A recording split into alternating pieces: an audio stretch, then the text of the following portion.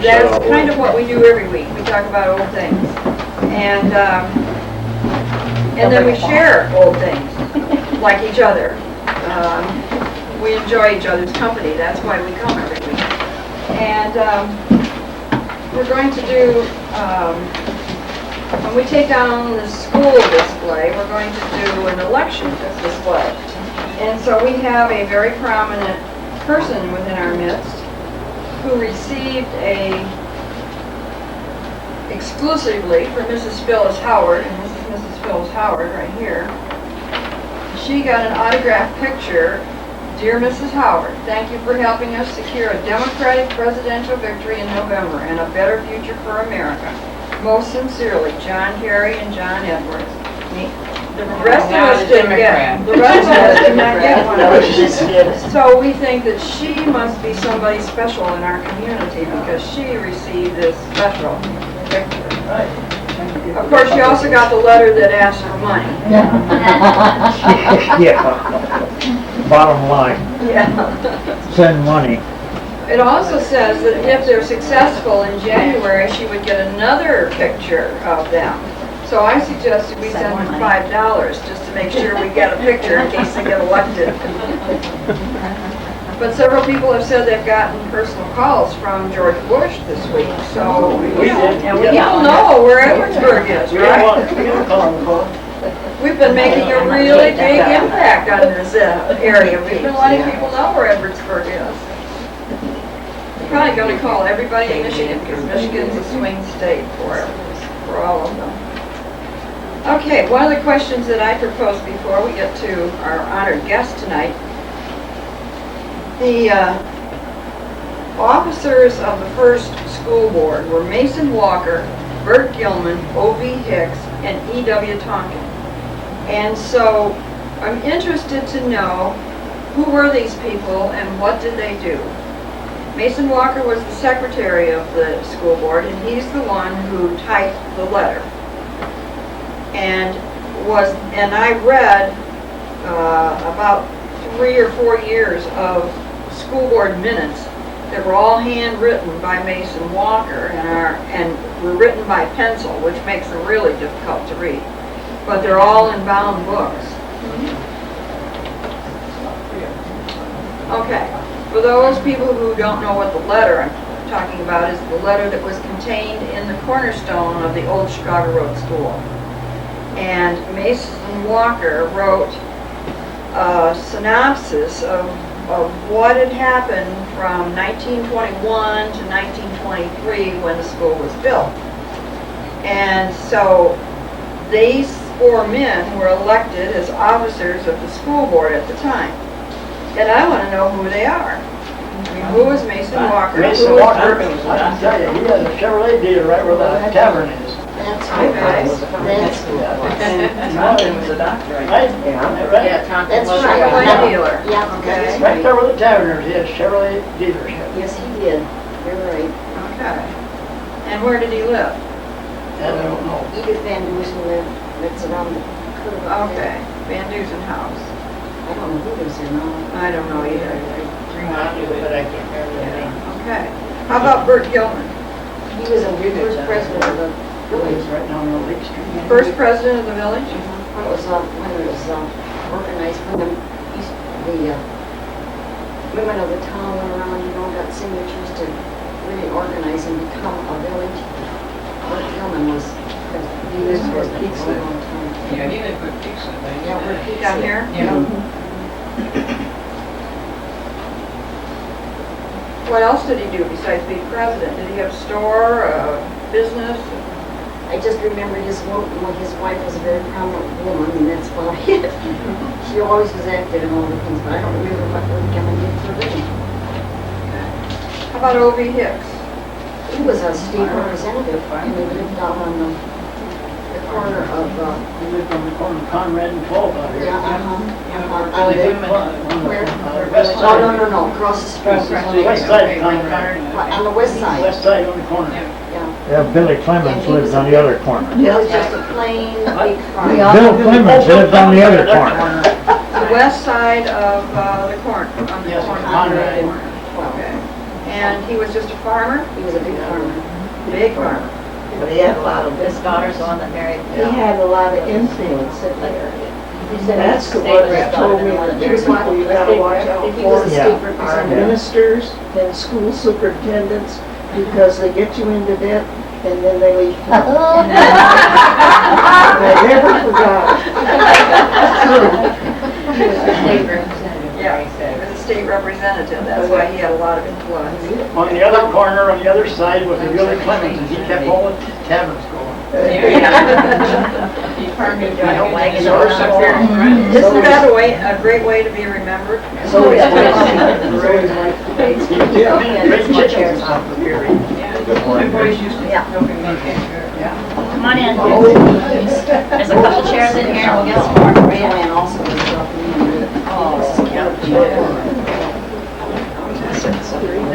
We got another Yeah, we'll round. get some chairs. There's 3 chairs down here. I made iron to that. Oh, boy.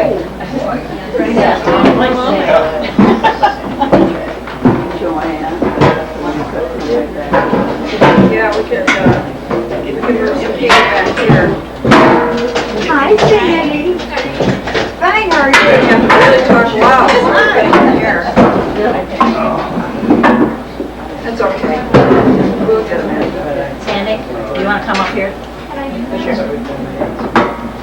I don't want to scare him off, excuse me. Can be right up Somebody here. else is scaring him off over here, Oh, so. all right, I'm scaring him off. Yes, Do you mind? No, Place to plug it I'm in? glad you showed up. That's a problem. Oh, I didn't bring my extension. Is there any place else back there, Bill, to plug in? There's another plug in there, yes. Extension is in the top to your right. If he's got And the his top drawer, the big video one? camera plugged in, maybe you can plug it in back there for a Okay, change. well, excuse me, I'm sorry to cause all this trouble. No, it's no problem. Now, I'll probably break something. Yeah. Sandy, There we come on over go. here. Oh, you want me back over there now? Well, you try one of these. Yeah, I think it'll pick up better. Nobody will fall over it, right? Oh, you're all right. If they do, they'll sue us.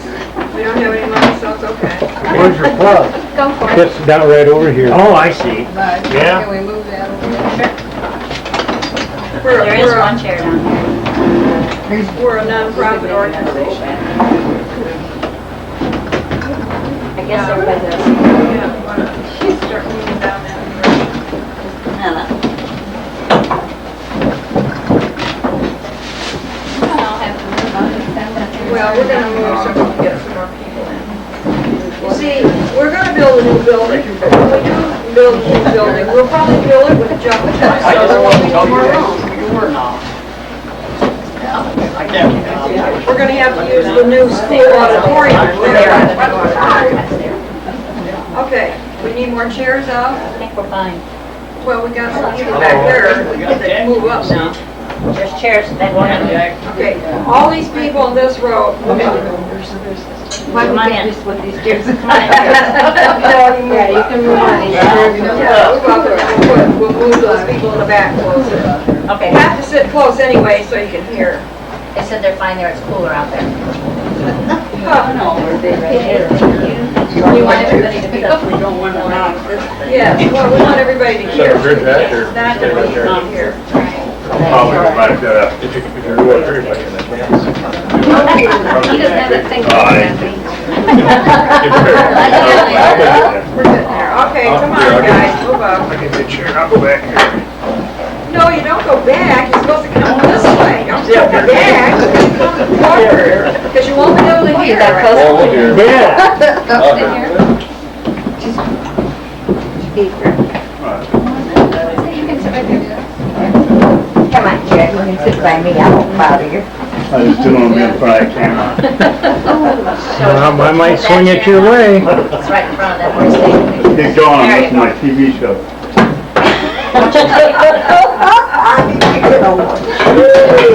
I saw that, Sandy. Big brother, Right? big brother.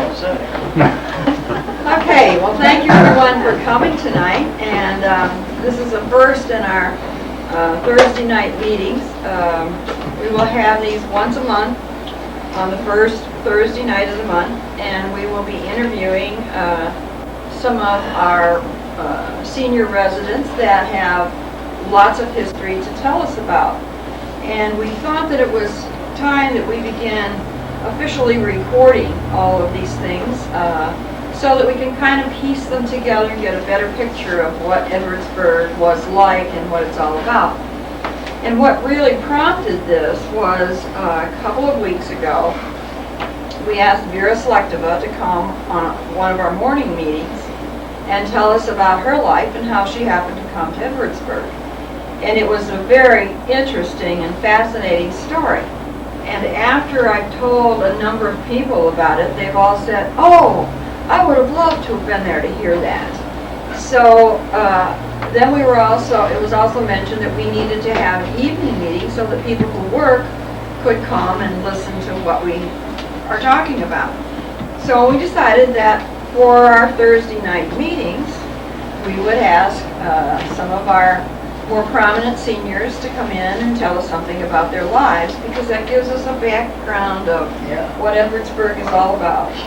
So tonight, we're very fortunate to have with us Loyal Lane. And we know that Loyal has a very interesting story because Loyal was here when we did our World War II exhibit and spent some time talking to people. So we know that he's had a fascinating history. We thought maybe others would be interested too. And we're going to be taking notes as we do this because we want to make sure that we get this recorded. And Bill is videotaping, and we didn't ask you, Loyal, if you minded if we videotaped you, but we probably have to, for rights and privacy, have you sign several pieces of paper that say it's okay for us to videotape you and talk about your past. So, but we're going to have our lawyer draw up those legal papers.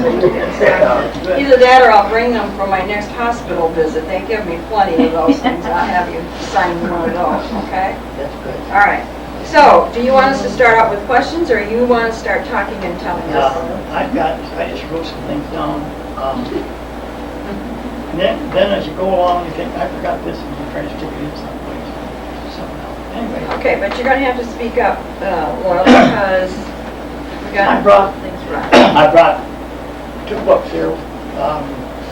And then this is the 36th Division book. That's the whole story of the whole division I was in. And I even got my name in the back of it. But it says Royal Lane, Box 48, Edinburgh, Michigan, DFC. That was a poor, frustrated civilian, but I was in private first class. That's why I call it poor, frustrated civilian.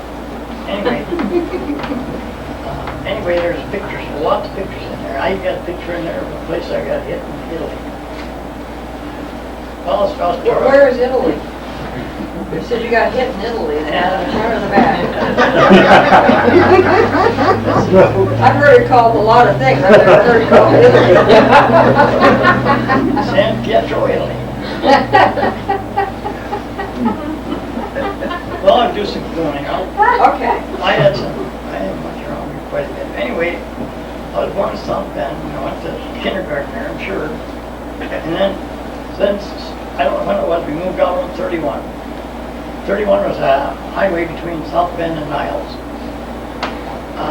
We lived between South Bend and Niles. And I went on, and then we lived south a mile south of the state line. And then I went to Webster School there. It was a 2-room school. What was the name of the school? Webster. Then farther down towards South Bend was the edge of Roseland was another school called Ulrich School, and that is not there's none of those anymore. This was a 2-room school. Then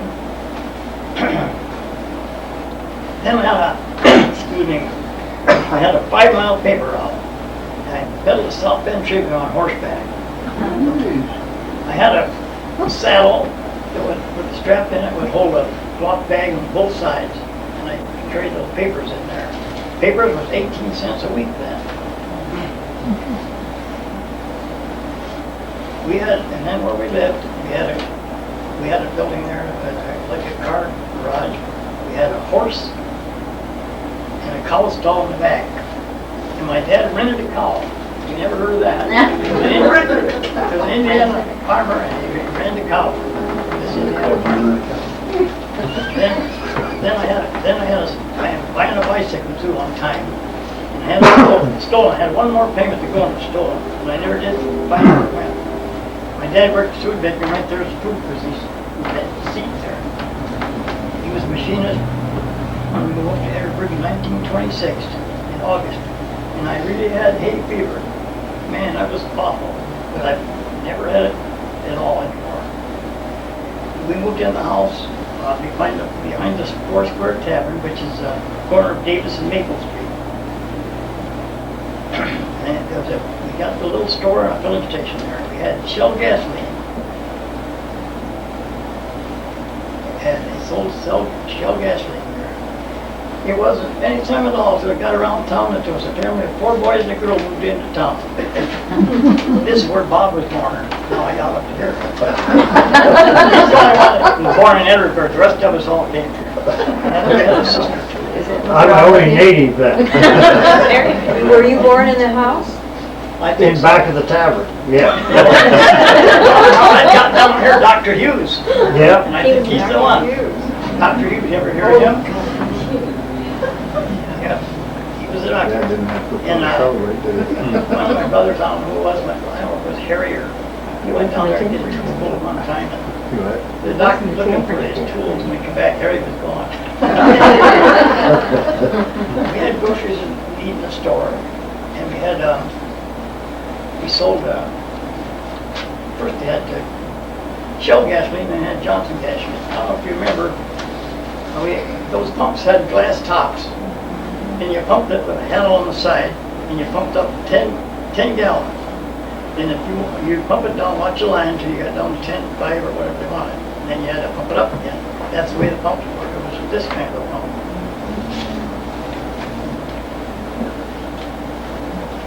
Let's see. Well, we had this building that was enlarged, and in one end, and then the folks put in a petition, and then tables and seats, and then they had the first 3-2 beer. And then later on, it was real beer. And then they had slot machines in there. Clyde Cooper owned the slot machines. And they had a hole in the floor, and they put a chain down through there, and a T on there. So anybody wanted to come in and grab that slot machine, they couldn't get it because it was under the floor. And every once in a while, Clyde got the word that it's time to take it out for a while. Things were getting kind of warm around. So take it out for the slot machine the first few days, and put it back in. Now, where was this house? It was, it's right there. Okay, and where was the store? Right in front of the Four Square Tavern. Where the Four Square Tavern Yeah, is that was now? it, Okay. I think that's the same house that's still there now. Yes. Yeah. Behind it. Oh, then, when I was a senior, the school board let 3 of us drive buses. Myself and Dale Clare and William Petersdorf. When I was 18, I drove Model A Ford. Lynn Manco was driving it, and they let me take it over in November.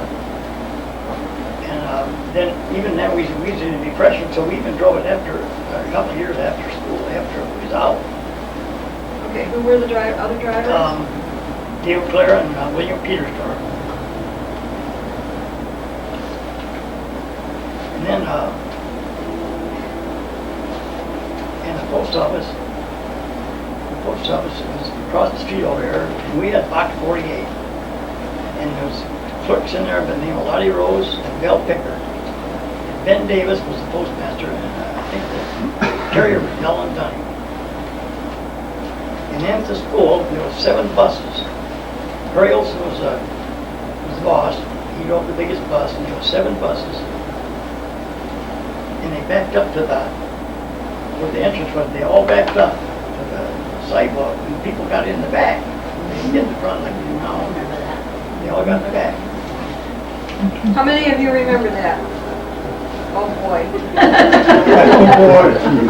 Sorry. My hands are heavy. Lyle, did we get out where they do now, or was it down at the end of the? Pardon?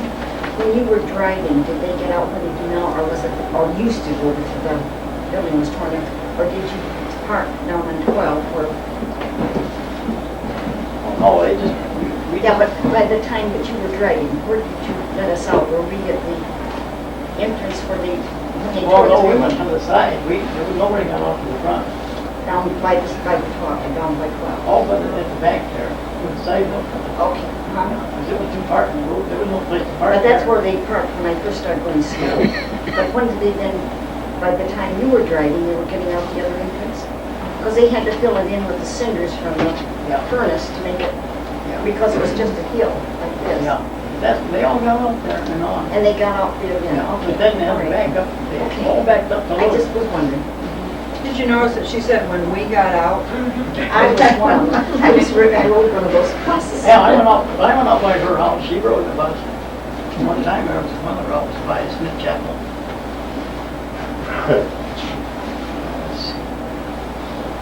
Okay, who was the postmaster? In Davis. Ben Davis.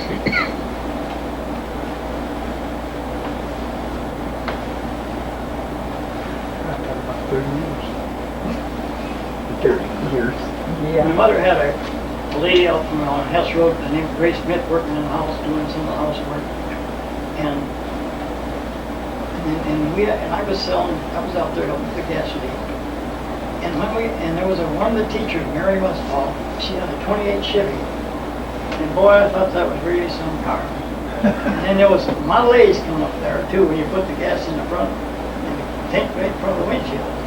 And we lived right there across from the depot, so I could hear those cars coming across the depot there. By their depot, and they turned south bend, I could hear those four-cylinder engines just putting along. I thought, man, they sound nice. Did you worked in the gas station Yeah. then? What about your brothers? What'd they do? We didn't have any yet. You have it, yeah. They were too young to be working out. There's the, All of them? Who's the oldest, Lyle? is, Well, Are you the oldest? yeah. Yeah. Oh, Harry was next one. Harry. Yvonne. Yvonne, yeah. We Yeah. had a sister, Yvonne, and she lived in California, and we lost her in 1967. She had breast Was cancer. Helen older or? Helen was older than Then Helen was a half-sister. Yeah, but She lived in was she California. older or younger than She you? was Older. Older, yeah. Oh, yeah. Okay. Helen was a half-sister? Yes. Mhm. My dad was married, and then lost his wife, and then Helen lived in with her folks. California. Okay, so then after Yvonne, then who was next? Harry, Harry? And then He's been gone since And Jerry, Gerald, then after that, Gerald, Gerald? and Leroy. Leroy, they were pretty close together. And then And then a few years later, you're at Robert. Maine. Robert showed up in 1927 on it. 28. Okay. You only get older When were than you Jack. born? 1913. 1913, okay, that's quite a, 15 years different. yeah, quite a, 14, yeah. 14. Wasn't that a Friday the 13th you were born? I think so. on Friday the 13th, Friday the 13th, 1913?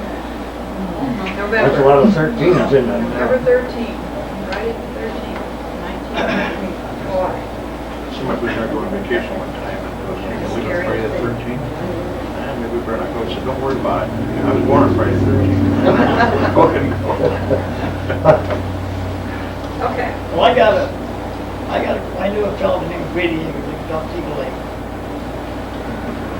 And he was in refrigeration, commercial stuff, radio equipment company in South Bend. They're distributors for Philco radio, easy washers, and Kelvinator refrigerators. So I went to a place up in Detroit at a home for several weeks. And I went to the factory to learn how to operate, how to fix these Kelvinator refrigerators. They had sulfur dioxide in them. And That was pretty stinky stuff. And they said, whatever you do when it leaks out, there'll be a cat and a canary, it's too bad. They can't handle it. Well, anyway, these units, I can help deliver them. They had a Model A truck, and they haul those out, and they lay them down on a blanket, 3 or 4 to carry that refrigerator, and that was my job to unbolt them, all the bolt them under so it was floating on springs to run. Mary, can you hear? Then later I went to Mastic Asphalt. They make this brick, insul brick siding. There's some on a building over here right now, gray stuff, like an imitation stone. They made Celtex, run the Celtex through machines with tar on it. And they had to put the different bricks on there, run through this machine, and it looked like a brick when it come out, and they called it insul brick. So they was selling that. And that's where I was working before I went to the service. Then I made samples there. I made folders and put these pieces in there, and I put wires in there to make it look like that's what the wire reinforcement is. So to show the people that's the way it was built. Then Ravine and I were engaged for about a year. But I didn't want to, I was going to go to service, so I just went. February the 26th, I got the orders to go to Elijah. So, went over there, there was a bus full of boys, and we headed for Fort Custer. That's where we had the physicals. Well, some of them didn't pass, and the only thing wrong they found with me, they had waxen ears, and they said, took that out, just said yours.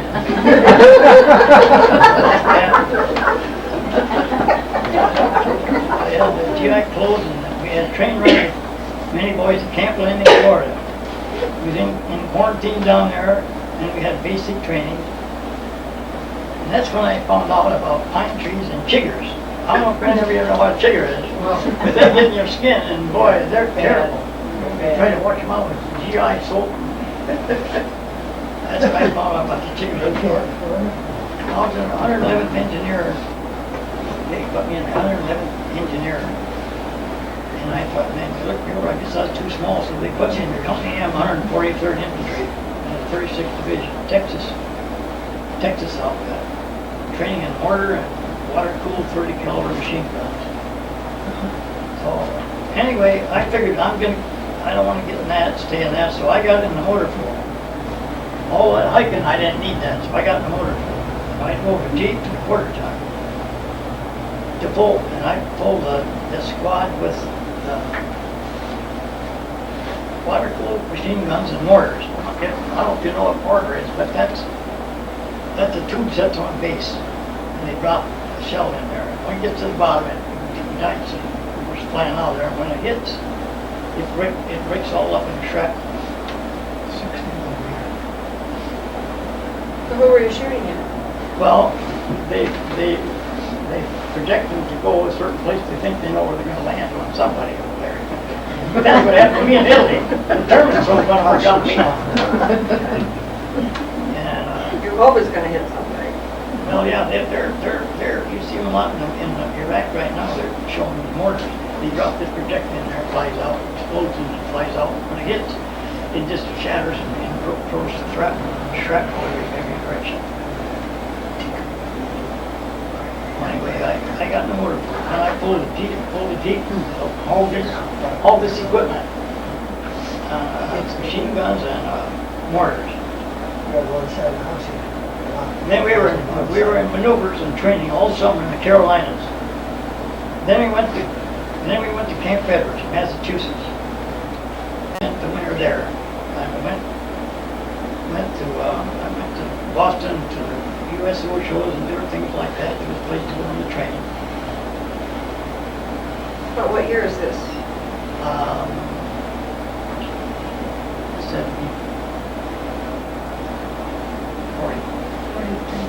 43. Who were some of the entertainers that you saw? Well, some of that, well, Humphrey Bogart, I saw him, and, oh boy, I can't tell you right now. But they're there. Did you ever see Bob Hope? Pardon? Did you ever see Bob Hope? Yeah, and USOs, This was 1943, and you Yeah. still are in the States. yes. Yeah. Well, I was in Camp Edwards, and then I got word that Leroy, our brother, was in the Navy, was home.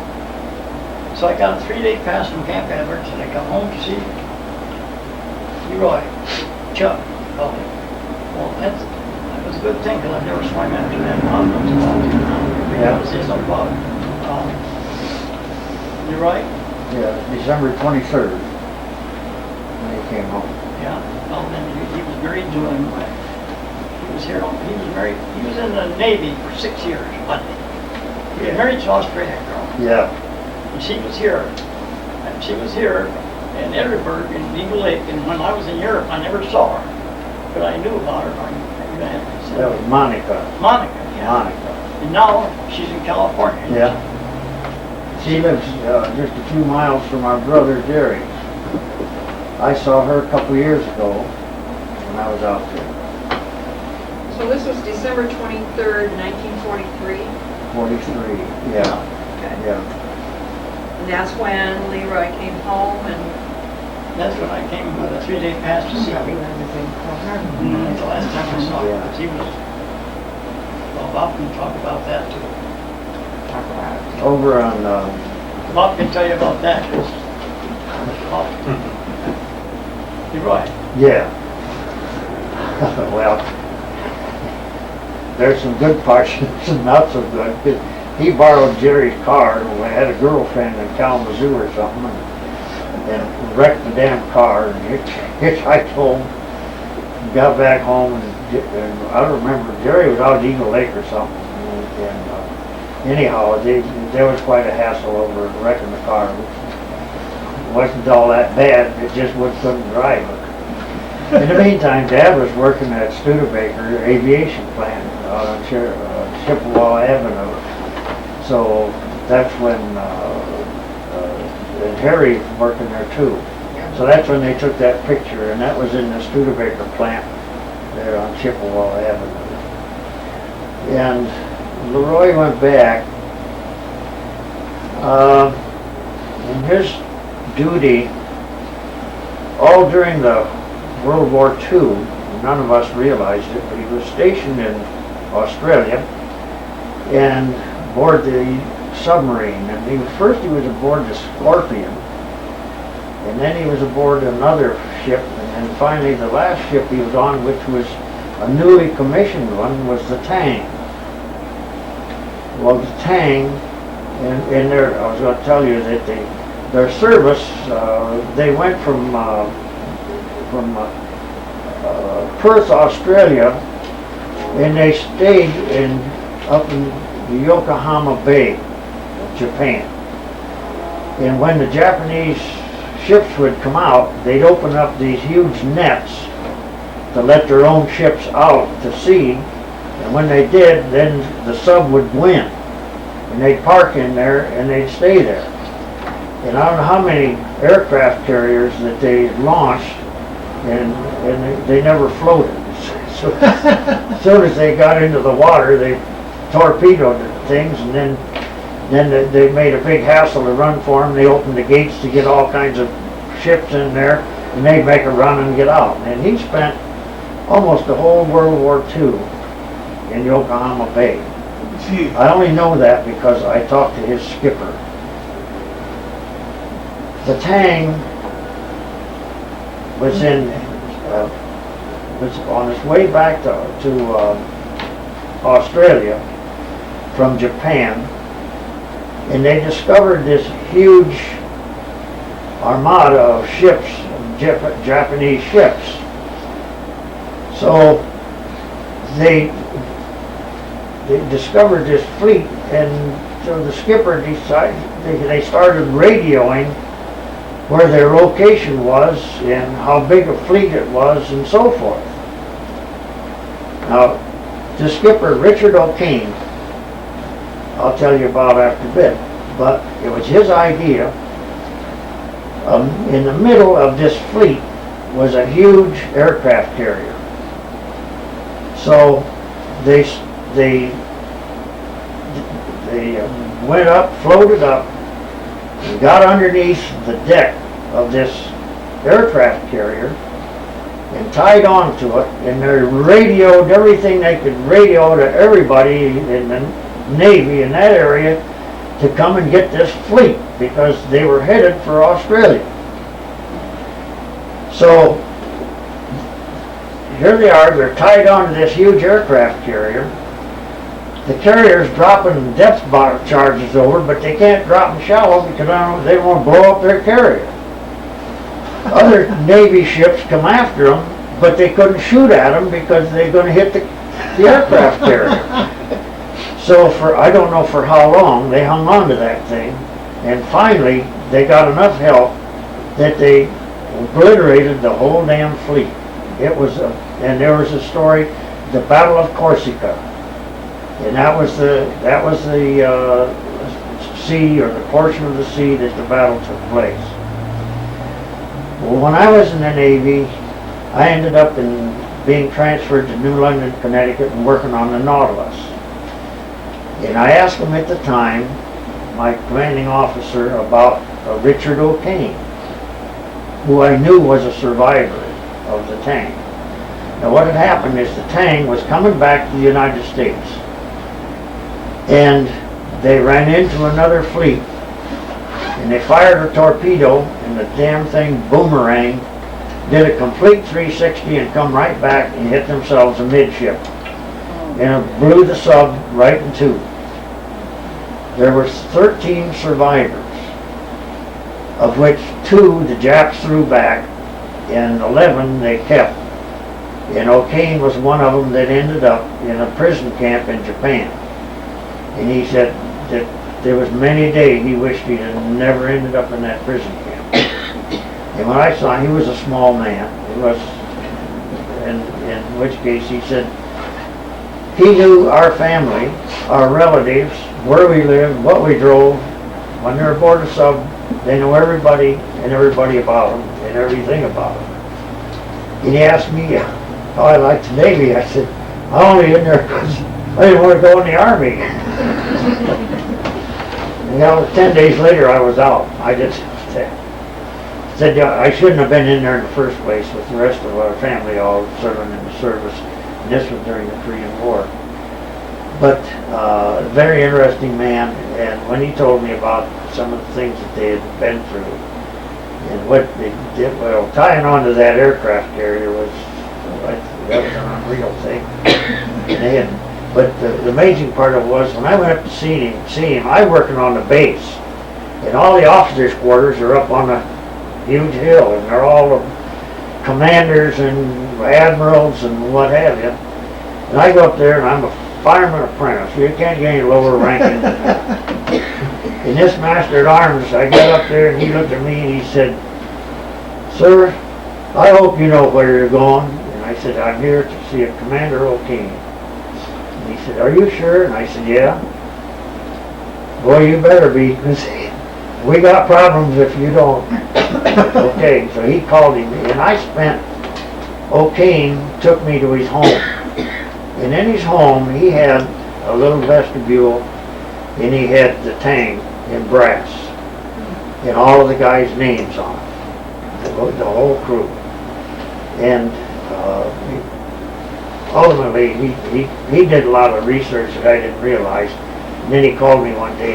I had dinner at his house several times, and then one evening he asked me to dinner, and he said, "Well, tomorrow morning," he said, "I want you to head for home. Here's your discharge." I said, "Wow, I'm out of here." You didn't say, "No, I want to stay." You forgot to tell me there was in Pearl Harbor when it was bombed. Oh yeah, when on December 7th, 41, Roy was in Pearl Harbor when it was attacked by the Japanese. And their sub was in for repair, but they had enough, they were able to get out of there, and they got out of there and headed back to the States because they were in for, well, there were several ships in there at that time for repair. That's why there were so many there for different types of work.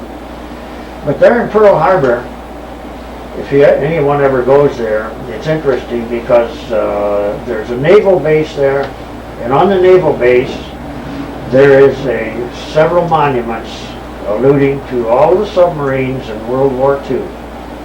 And there's a plaque there, and it's got the Tang, and it's got all the guys' names on it. And so our brother's name is on that plaque there, and the naval base there in Hawaii. He was in he was a career man. He was in about 6 years, I think, when he got in the war. Yeah. And he was an electrician's mate. I don't know how he ever stood it. I was on a quarter sub once. I got claustrophobia so bad. Now, you're talking about you wanted to be in the Navy. I wanted to be in the Army because I want to be on land. If I get it bad, I want to get in the hole somewhere. I wanted a clean bed and a shower. Anyway, there's always talking about dry runs and practices. Okay, we had a dry run. We went to Staten Island on the trailer, and here sits the ship. Wait. So it was April Fool. Yep, we walked up the plane. April Fool's Day. 13 days later, we was in North Africa. Wow. I'm going to tell you about going the ship. There's destroyers, of course, had to be with you because of the submarines. Well, you could look her off to the left front and the right front, way in the back to the left, and the right and the back. The destroyers that far away protecting you from subs. And at night, they would say the smoking lamp was out, there was no smoking on the deck or anything, and they'd throw, when it was dusk, they'd throw all the garbage out. Everything they wanted to trash and get rid of it. But they didn't do it in the daytime, the submarines piled that right up. So that's what they did, they threw the trash out at night. Well, 13 days later, we got in North Africa, and now I've been mixing night. The first thing I heard was, jackass everywhere. That's all there was. And Arabs, we call them Arabs, they call them Arabs.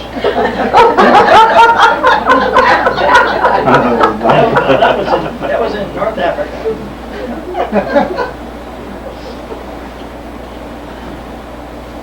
Let's see. Oh, then I found out too, it was hot there in the daytime, and it was cold at night, and they had cork trees. They looked like a regular tree, but it was a cork, it was bark, it was cork, and you could see where they took it down to the bare wood, and it would be that thick where they took the cork off. And the Arabs was around there, and they would sell watermelons. They'd come out with their donkeys and their cart, and get a bunch of GIs around there, and they'd supposed to be buying them, but there was a guy slipping between them to the guy in the back. They didn't sell them anything. They lost a lot of watermelons, they didn't get much money. then I saw one day, the guy gave him a bar of soap. He took a bite, he didn't know what that was. White bar of soap. And then we think that they dug up the garbage pits after we moved out. The way they were selling them. Let's see. Then on September the 9th, I've got it right here. This is the paper where they went into Salerno. That's where I went in. This is a 60-year-old paper. I went in there to Salerno with a Jeep.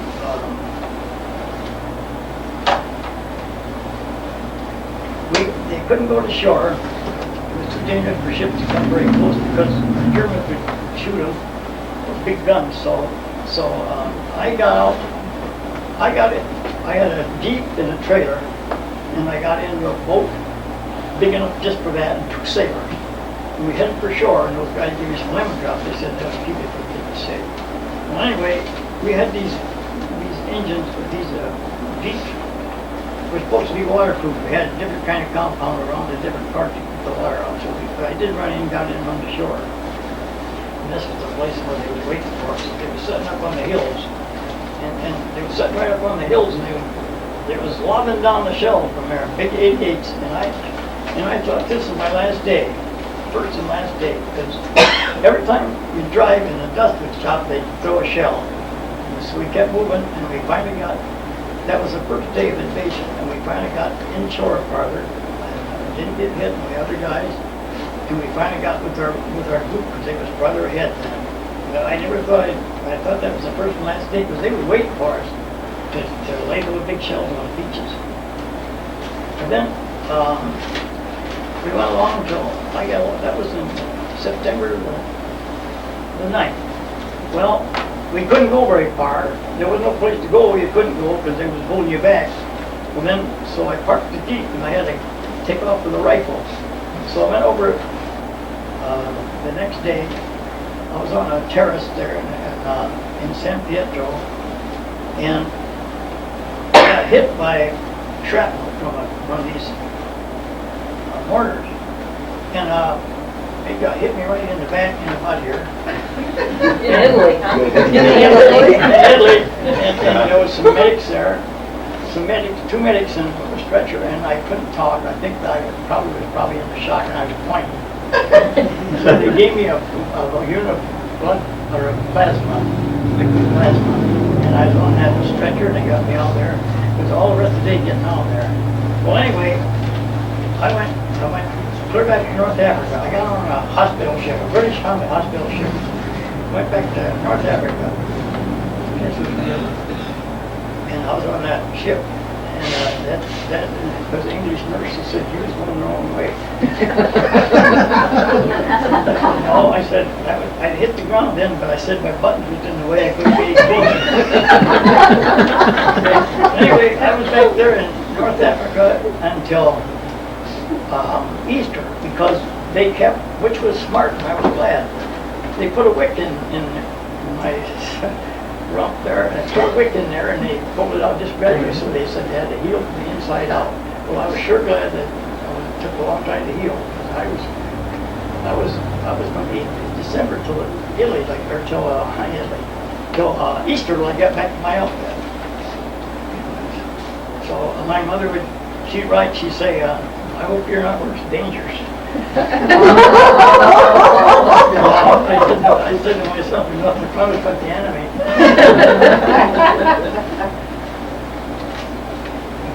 Well then, anyway, after the war we got them out of Italy, then we had some time off, and we went down to Naples. And we were camped in an apple orchard right in Naples. And the staff says, don't get any apples. Nobody's going to get an apple. Everybody had their apples in their tent. What a good apple. How can you beat that? So anyway, we all had apples, but we were in the apple orchard, bivouac in the apple orchard. And every night the planes would come over, the German planes. And so we'd have to jump in the foxhole because they were throwing the shrapnel. Well anyway, then I found out they got English walnuts over there too. So we'd buy your helmet would hold 50 cents worth of English walnuts. And they had Beano. So the guys got into that, and then they got in trouble. Let's see. Then later on, we left for Iran, and we went in France, and invaded France. It was the 14th of August, 1944. And then that was Normandy was in, and all the fighting was up in the north, so we had a pretty good deal. We didn't have much resistance in southern France. And so we went up right in there quite well. And then we found places on the road where there was our American aircraft found a convoy of German stuff, and they just riddled them. They just strafed it all the way down. It was stopped everything and killed them in the whole. It was such a mess. It was terrible, but then that's the way it was. That was war. That was in France.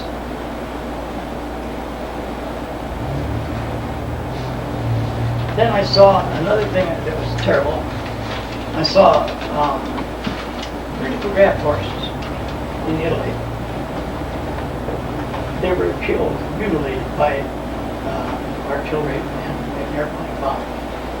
They used draft horses for a lot of their artillery, and they were killed. They were just laying there. They fixed them. Beautiful horses.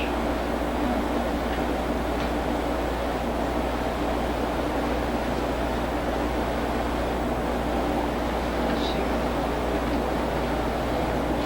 Look, we went, pardon? Did you meet Mike in that area? Do what? Did you see Mike Sanderson in that area? We went to France quite rapidly. And then there's a surrender was in Austria. The Germans laid down their arms on May the 8th, 1945. So I spent the summer waiting for a ride home. I had enough points, and so we went to, they took us to Southampton, England. I said, boy, we're going to go. We was there 2 weeks. Well, the war was over in May, and I never got home till September, October. Spent the whole time, but then we got to sleep in beds with sheets. But we was in holes and blankets and foxholes and slip trenches. I could dig a slip trench and get done and get in it quicker than a big guy. So, and in a foxhole, I didn't have to have it so deep either because I wasn't too tall. That was all factors. Did you lie down in it or? Oh, yeah. You had. When I was going to say this, when I got hit in Italy, I hadn't shaved or had clean clothes or anything for a week, so you can imagine the situation. We had C rations in our packs to use out there. You couldn't get food, so you had C rations or K rations. And if you had a chance, you would heat them up with a little fire. So that was what we had. But anyway, it's pretty rough to talk. Anyway, then I got discharged. Indian Town Gap, Pennsylvania. It was on September 45. Then I got home October the 7th. I got Indian Town Gap, they said, you can go home now and see your family, and then you come back and get discharged. I said, I'm staying right here to get discharged. I'm not going to go home and back. I'm going to go and stay. So that's what I did. I can get home a week later and stay. So I got to South Bend, and I called up my dad, and he went and got redeemed.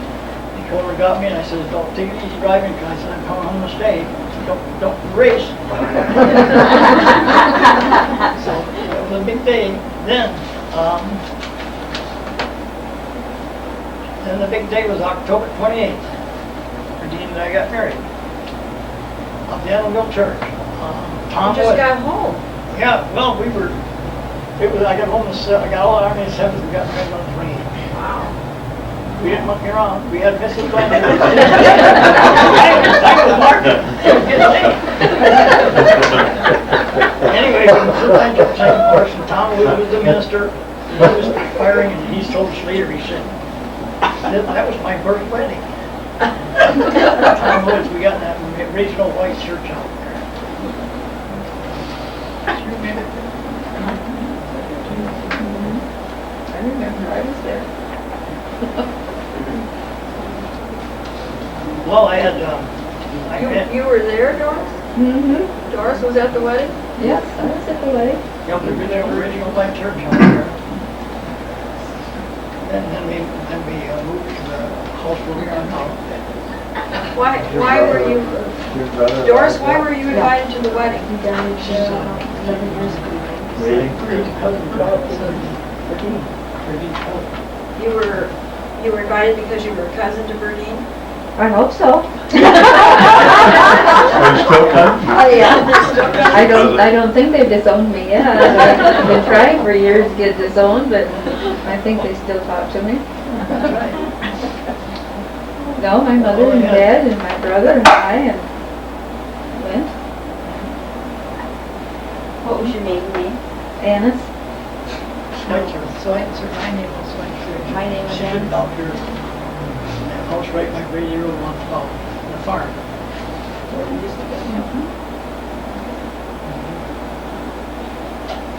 Well, I had several jobs in Elkhart. Right, just like my dad did. Is that right? I went to Nipco, plumbing equipment, where Ross Martin was. 61. Dean, wasn't it? Vernon. Huh? Vernon. Vernon, yeah, okay. Took jobs when you got out of service. Took a job very well.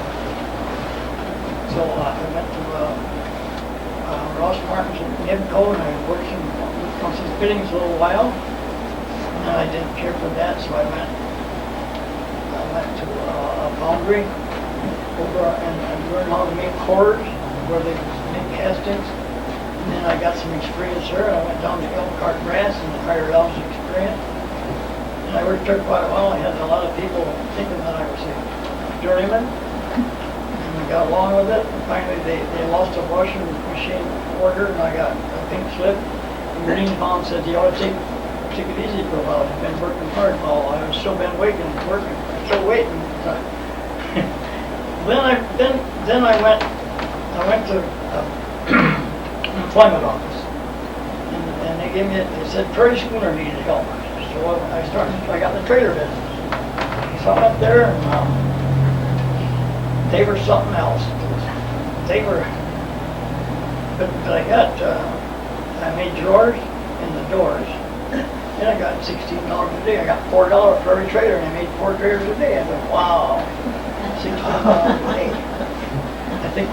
I think I'd make $38 a day before, $38 a week.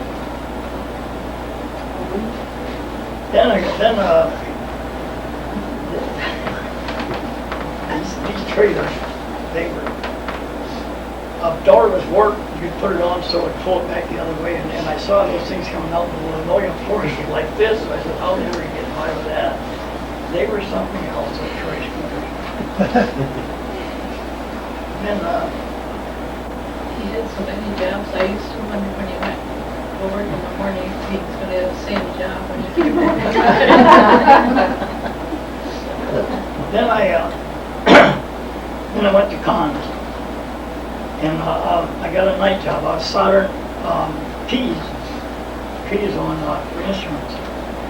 I didn't care for the night job, so I got a chance to go over on Jackson Street. They was making the Con organ over there. So I went over there, and I was making, they had electric press, and I made keys for the organs, the white keys. They had real hot presses, and you put the powder in, and they got together, and come out, you had a organ, you had a key. It was an electric press that made the college, just you put powder in there, that's what I did. So I worked there until I heard about something here, and everybody, there's about the meal route, and I went to another route, and so I inquired, and Herb Freeman talked to me about it. Herb Freeman was delivering the mail. They had just one big route, and he was on the other. Well, Herb Freeman was running the route, so I took the civil service test, and I got in the 90s by using 10 points from my being in service. So I met with Herb Freeman. I got him through. I went with Herb Freeman around the route for 2 weeks. It was at Christmas time. That's the worst time to get us started on the route, 16th of December. So I went with Herb Freeman for 2 weeks for nothing, for free, to find out where it was, how to do it, how to case it. Then I was on the 16th of December. In the Christmas time, so they should have started in July, because there was so much Christmas mail and everything, and I was green. I was up at the post office by myself at night, 2 or 3 hours at night, working there by myself, before the post office worked as now, when I was on the side of the street. And I had the key and everything, and I was working there by myself. And then I'd go home and get back in the morning, because a lot of stuff didn't get delivered when I was supposed to, because I was green, and I was the worst time in the world to start a new route. Well, anyway, they said it would get better, and pretty soon the seed catalog came, and it became tax forms and all this kind of thing, and it did get better. It's not very big, but it'll wet your whistle. Yeah, thank you. Where was the post office at this time? It was the second door there, right over the corner. Right across. But if the cleaners in there was between the corner house and the corner building and the next house. It was on Cass Street, the second building over there. It was small. Next to H&H Cleaners. We were really crowded in there. Oh, where the tattoo parlor was. It's actually LeBray's office. LeBray's office in there and his office. I think there's a why you're in there now. Anyway, we was really crowded in there. I got pictures in this. I got pictures in this book of, I worked in the post office in the back. I got a picture in there that shows Postmaster Vita Smith, Dr. Shell Strady, and Mary Catherine. She was a sub, and I had Gloria Shirk was my substitute then. And Brent Seaman, Quimby, and myself. I know I took the pictures, there's a couple of them in there, and that was well, anyway, that was an awful place to work, and you could take turns to get your car in the back and get loaded up and all this. Well, anyway, when we went over the other post office, it was really something. Get in there and have some room to work. And I think it was 67 or 68 they went in there. So I wasn't in there too long, but it was really good. And I had some room to work, and I had such a big route. I had 2 cases and a wing on each end. And so I had to work one end and then lay all the stuff over here and work the other end because it was so far away to get it all done. Well, anyway, the route kept getting bigger, and because I had 12 Prairie Kensington, I had the road parallel east, and I had that road parallel, the state line road south of 12, and then they put in that Rustic Acres Trailer Park, and they put in the Linden Trailer Park, and they put in Metcalf Meadows, and filled that place with mobile homes. And boy, my route was big. So, and I even, then another thing I did, sold stamps and money orders, and people put up the money out in the application, their envelope and the money, and I'd fill out the application and put this envelope in a little sack I had there, and when I got in the post office, then the postmaster had to make out the money order, put it in the envelope to send it out. Then what I used to get, I had such a big route, and I'd get over here to a start with her out here to Edgestown, and here she is. I wanted to get in, and she's got a money order. And she was only, she got up the post office, got her something, but no, it's 5 o'clock, and I'm sitting there messing with that. So, she had one of those. What Starkweather was that? That was Wayne Starkweather. I dropped my keys on your phone.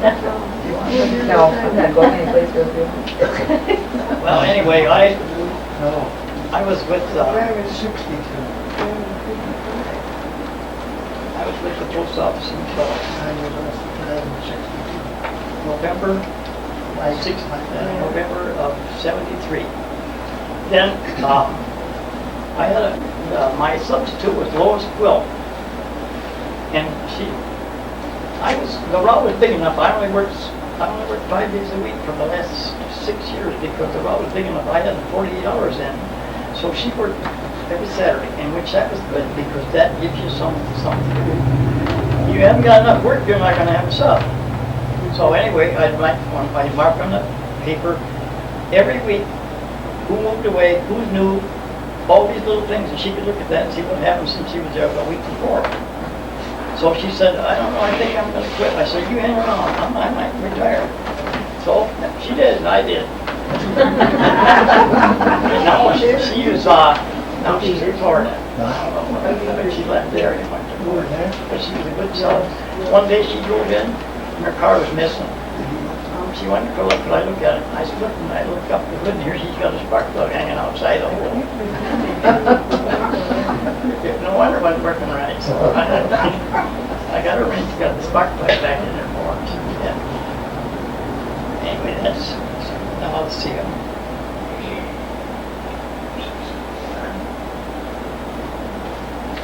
Well, then when I got out, I went to 1976. We went to California. I had a half-sister, brother-in-law there,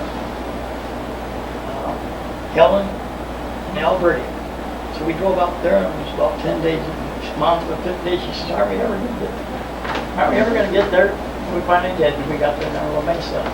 Saw them, and they took us to, we was there about 10 days. They took us to Knott's Berry Farm, they took us San Diego Zoo, quite a few places.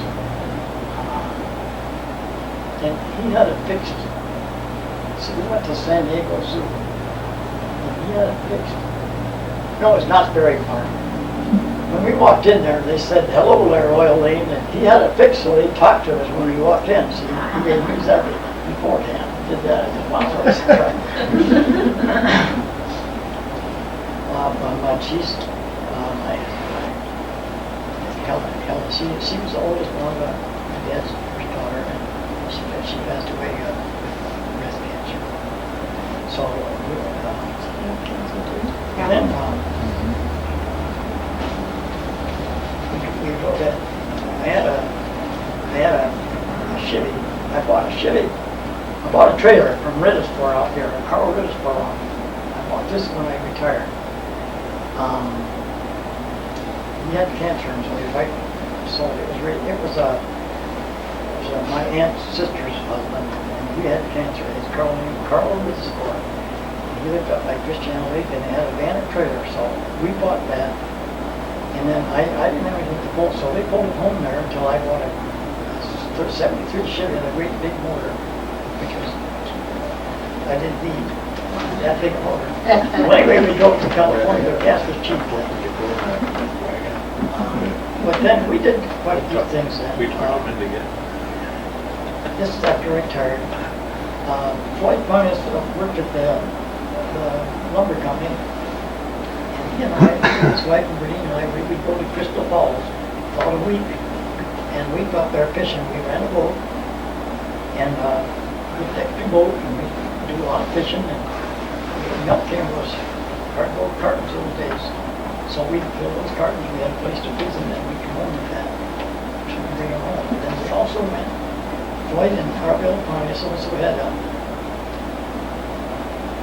she had a sister at Costa, which was east of Big Rapids. And we would go up there fishing. He had a pontoon, so I gotta have another sip of water here. Well, now we go out to Christiano, out here to the golf course at night. We'd put bread wrappers over the flashlight, and we'd get night crawlers. It was too bright, they'd gone. So we put that paper over there, working together, a whole bunch of night crawlers, and we'd go up there to his brother-in-law's up in the Costa, and we'd go fishing on a pontoon. So those three boys, Floyd and his brother-in-law and myself, and Berdine went fishing. When they was up in the cottage, Berdine went fishing with us on the pontoon.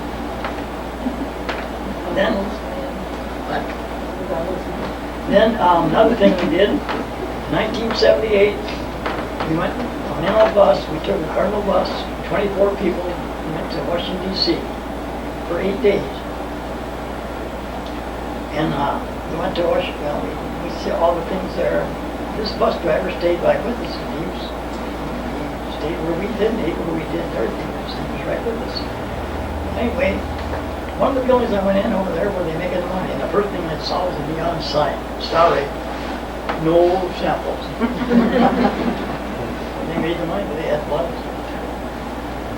Then other times we went, Bertie and I we went to Kissimmee. We had,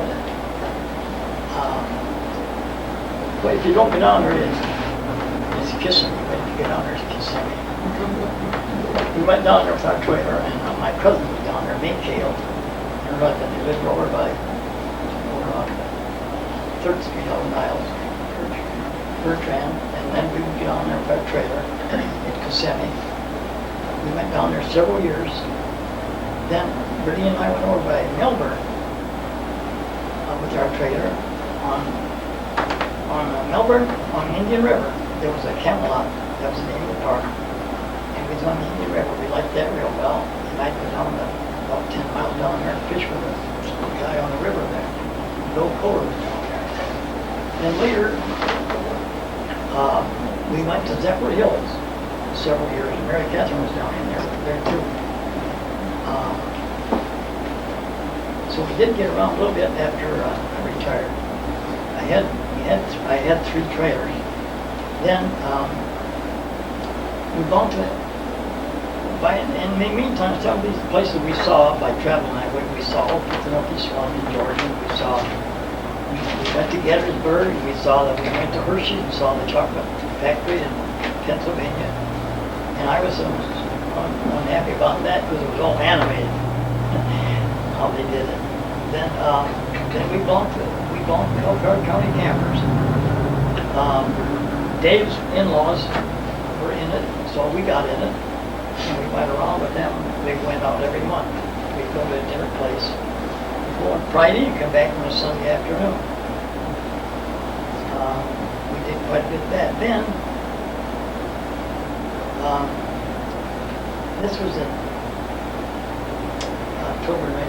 I had a leak in the trailer. The tank in the bed was leaking water. So it was in October. We just dumped Hammond. That was in 93. So I took the Elkhart and I got a new tank put under the seat. It was over $125. The rug was all wet. The water tank was under the bed. So I got a new water tank put in there. And then on the 5th of April, 1993, we had a fire. We lost our garage, and we lost our Buick Century, it's 91. We lost our Suburban, and I gutted the trailer, and I lost the trailer. So I never even used the new water tank. Just put it in there and let it burn up.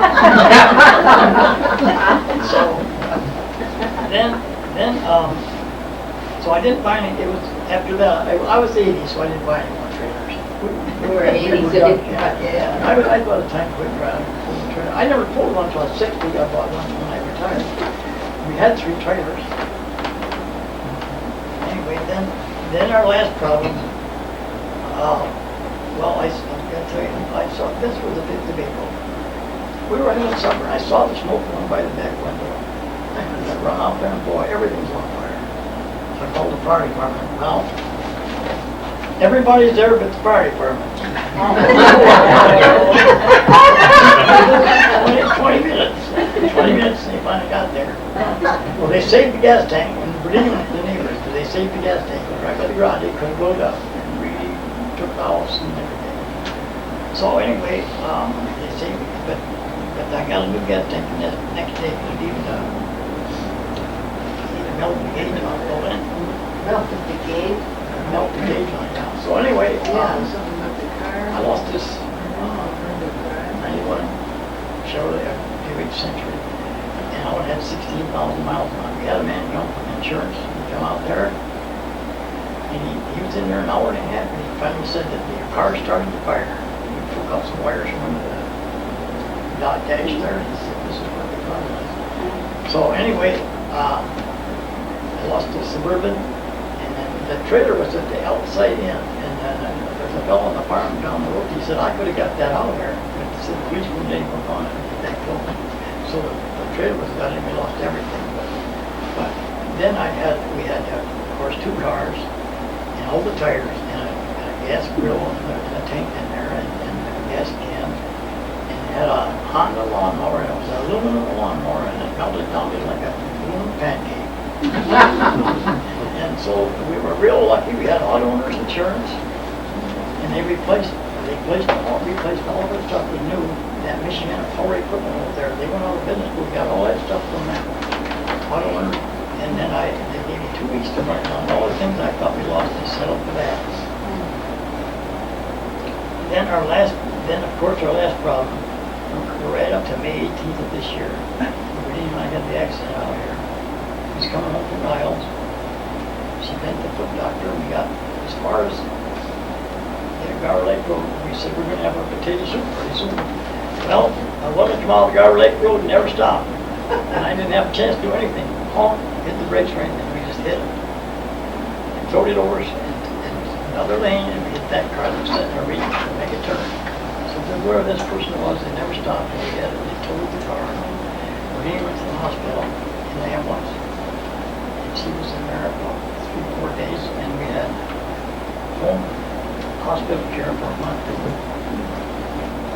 And our insurance, they called us, and I told Dick or John about our accident, and I got a call from Kalamazoo, she gave me a claim number and the post office box, and she said, we'll take care of those things. We did. I sent John packaged a bunch of stuff on the computer, stuff there, and we got different things from Elkhart General Hospital and different places.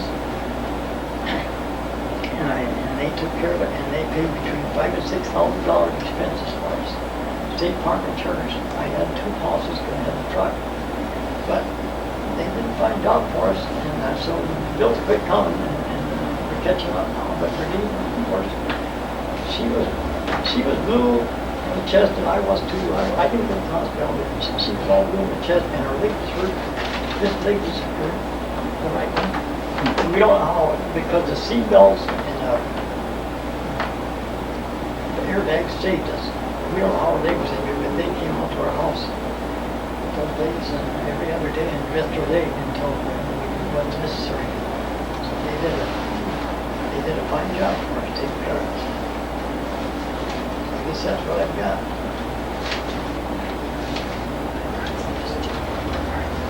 Anyway,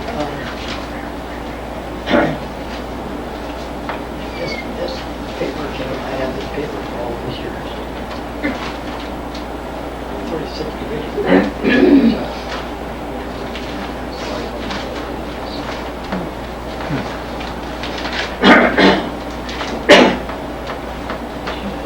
The more years of different deserving glory. It started in November of 1940 during the coolness of a mild Texas fall. The 36th Division was mobilized to answer our country's call. We built Camp Boy through hardships untold. We continued to build and disturbingly bold. The T-Patch, that was a National Guard, Texas National Guard. T-Patch brought fame wherever it went. While through the nation our men we sent. Through Florida and Camp Edward, we fully scored. We no place or no time with a civilian board. We include new men and a Yankee too, and they carried on with high spirit through. We landed in Africa, the whole gang was there. Our next movement, we knew not where. Then glory bestowed us on Salerno Day, the T-Patch made history that's here to stay. Through Italy, we stormed and many losses sustained, but the whole 36 through it all remained. We gallantly endured the hardships and burning pain, through the snowy, icy winters and the drenching rain. We gave every era was landed upon another milestone to gain. Again, the T-Patch was on hand to contribute to our fame. But still we suffered. The old gangs are few, and yet our new men are fighter true. Those of us who we call the days when maneuvers weekends were our, can look ahead with one thought in mind that the spirit of the T-Patch will never sour. May we bow our heads and reverently pray for the comrades who are not here today. No glory too high can they obtain, and 3 memories we cherishfully sustain. We recall the days while we were here, when our barracks were crowded with laughter and cheer. But now 4 years of terror and regime brings back more memories and the future a dream. I was going to say, these Texas boys, see, they were a National Guard outfit from Camp Boy, Texas. Well, when the guys from New Jersey, and Connecticut, and Michigan, and Indiana, they told them we were all the Yankees. We filled up their ranks. We didn't have any problems with them, but I know the boys would say, one Texas boy, he said, well, you didn't even have any shoes till you got in the Army. And they had a good time, and everything was y'all, and everything afternoons, evening, what you do this evening. But we got along fine. They was a good bunch of boys. You want to tell us about these things that you brought, Bob? Well, this is, you probably have all seen it. This is the book I got that Italy. We're getting shot in his head. We're getting shot in the head. That's why I got home too. So I got my discharge. Pass it around. I've got my discharge here, my legal separation. This paper says on the back. I got trucks, whatever, like. I got the combat infantry badge. That's $10 extra for getting the combat infantry badge. $10? Yeah. How much? $10. Then I got my Naples, Foggia, Rome, Arno, southern France, Rhineland, Central Europe. Then I got good contact medal, Purple Heart, European, African, Middle Eastern Service Medal with 5 bronze service stars and 1 bronze service arrowhead. That's what it says here. Aren't we kind of surprised that he got a good conduct medal? How about that?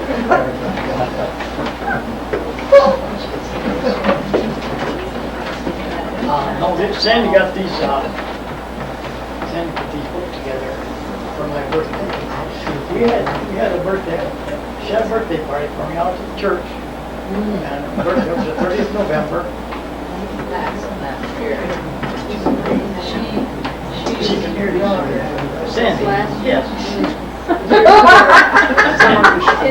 Really, this girl and this boy next to her, they do belong to us, even if he didn't even mention them. Did earlier. His family. We'll figure out Oh, how I to had her in here and I missed it when they were born. Where were you when they were born? Delivering mail. I know, when Dave was born, well, no, You were delivering. Sandy was, Don't Sandy was go 3 months. any dates. Sandy was 3 months old when I started delivering mail. Cindy was how old when you Three started? months. 3 months when you started delivering the mail. Yeah. That's all you need to know. And Dave's 6 years. So what year did he say he started delivering mail? Oh, that has to be 70 or something. I had that in the scripture there, I didn't I read can it. tell you, I can look it up. September 3rd, 1952. I was thinking, is that your husband? Was he the one with his ratting, are you? No, her brother. It's all brothers and sisters. Her dad and her sister. My husband wouldn't tell, he knows better.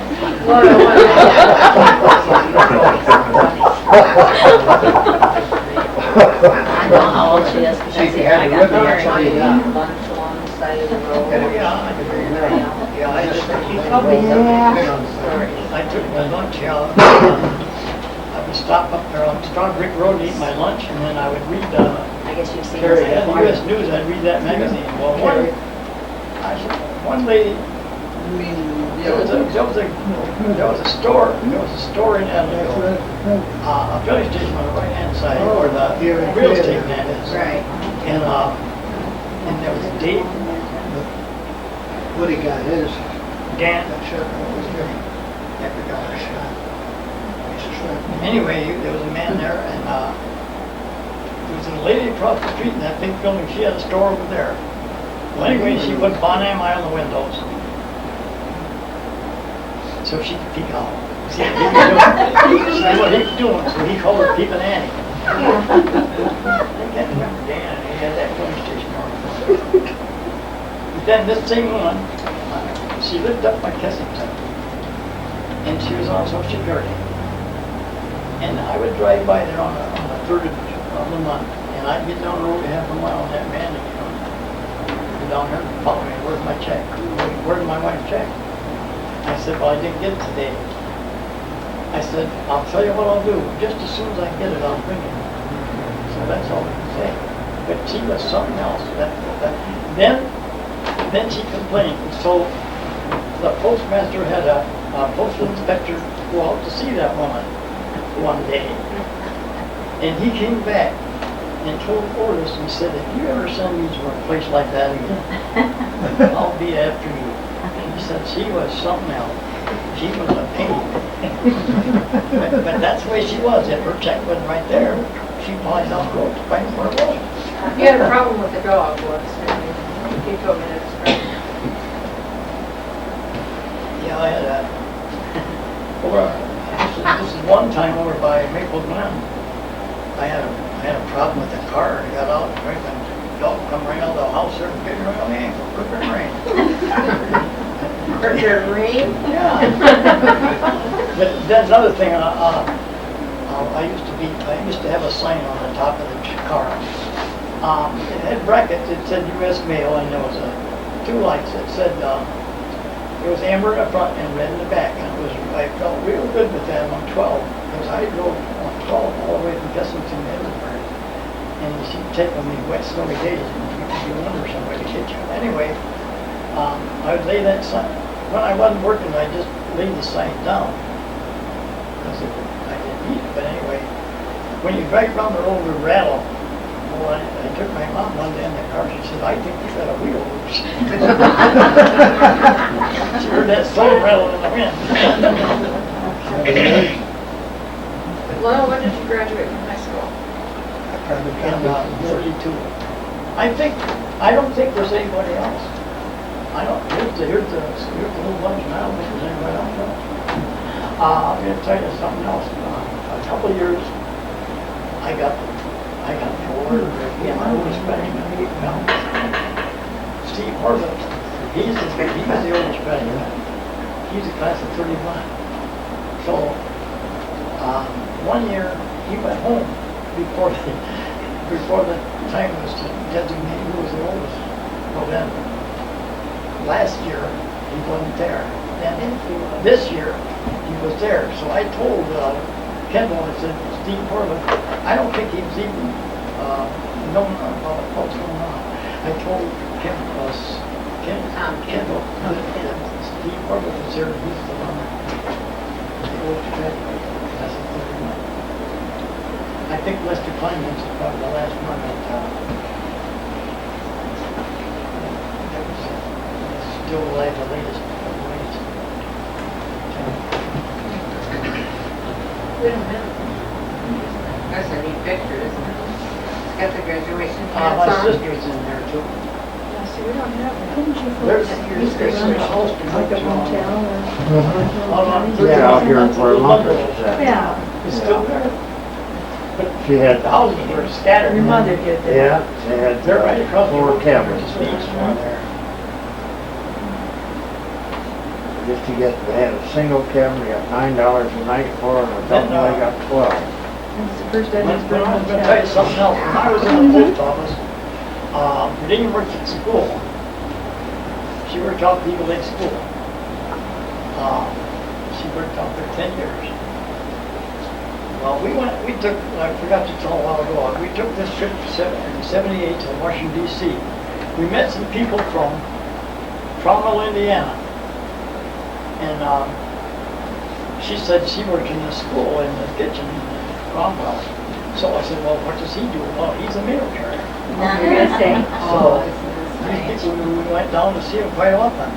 And we'd get down there because it was something else. He was a mail carrier, she was a cook in the school just like me and I. But anyway, now they're both gone. We used to go down there to Cromwell to see him. We'd be down there in Cromwell days in July.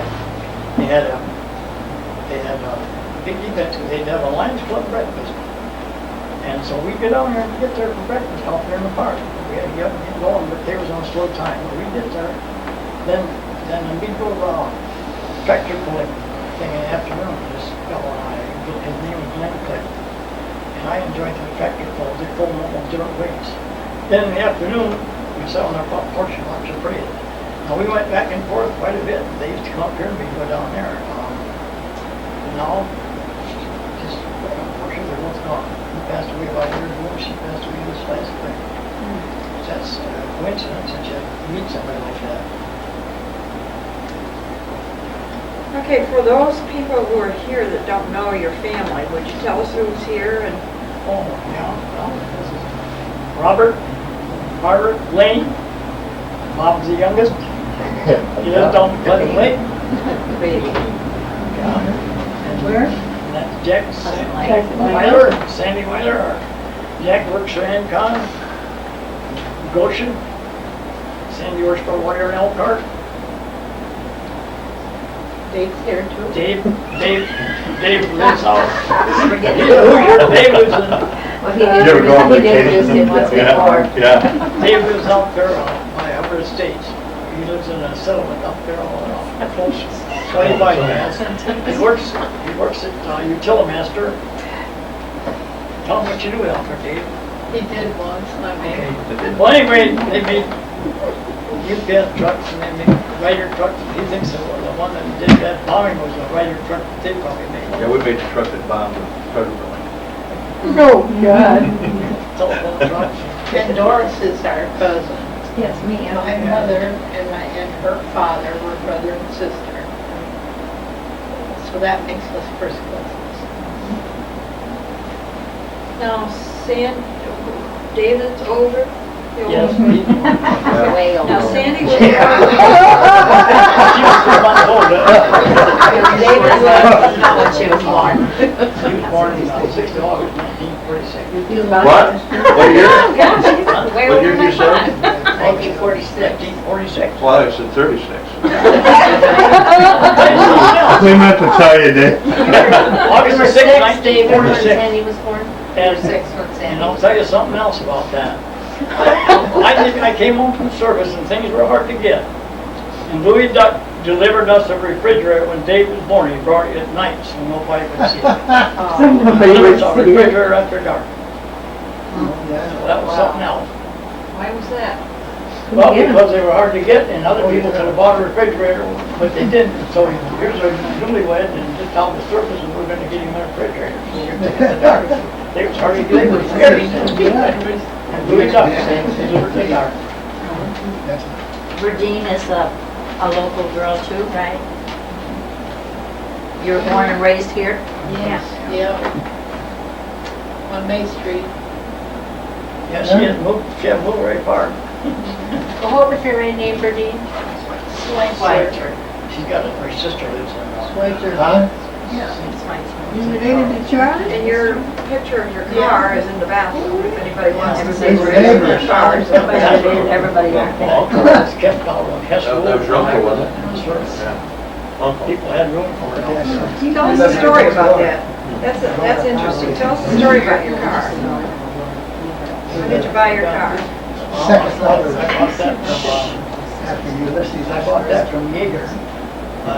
Jaeger, that company came from my grand Jaeger from Buick. Ulysses, that's great. Yeah. It was straight in Buick. What year? 37. And the pictures in here is really sitting there in the wheel. That's where I went. He wanted me to work there in Jaegers after I got out of the service. So I went over there. And about a couple days of that gas fumes and all that in there. And then the guy that when it was time to go home at night, he said, we're going to put the parts away now. I said, it's time for me to go. I didn't stay there. I thought, I don't want to, all the gas fumes and your headache and then working after supper time, I'm out of here. So I didn't stay. So you bought the car in 1937. No, it was used. I don't know what. It was used? Yeah. I never bought a new car. I got a lot of new cars when I was in service, and the first time I kept wondering, when am I going to get the first scratch on that? When's the first mailbox is going to scratch it? Well, then I found out that it was best to lease the car because if you had a problem, if it's your car, what are you going to do about it? If you got a lease car, you just call them up and you go get another. And let them fix it. You got it off the parking lot or whatever they had. So I found out that was the best deal. The only thing about it, you had to fix it, get all fix all the dents so they could sell it if you Oh, done. yeah. And all those problems, why it was best to lease the car. That's what I did the last 2 years. Let's go back to that car that you bought, that 1937 Buick. What did you do with it during the war? It was parked at people named by name of Otis and Rick Smith lived on Hess Road, and they had a building I could put it in out there. So that's where it was. You left it there all the time you were Yeah, gone? yeah.